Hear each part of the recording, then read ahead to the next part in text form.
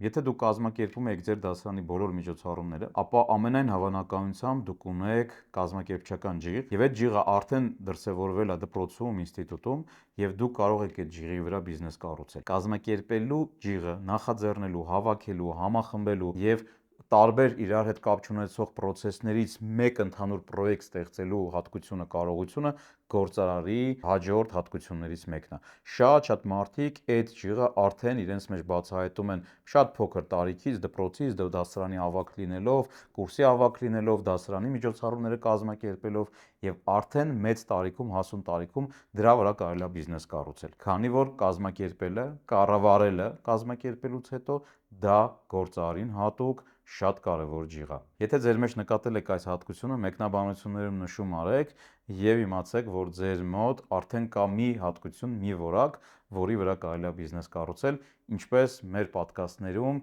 Արմեն Ֆրանգուլյանը, ով ստեղծել է Fim Management ընկերությունը։ Եթե դուք ինքներդ կազմակերպելուց հաճույք եք ստանում եւ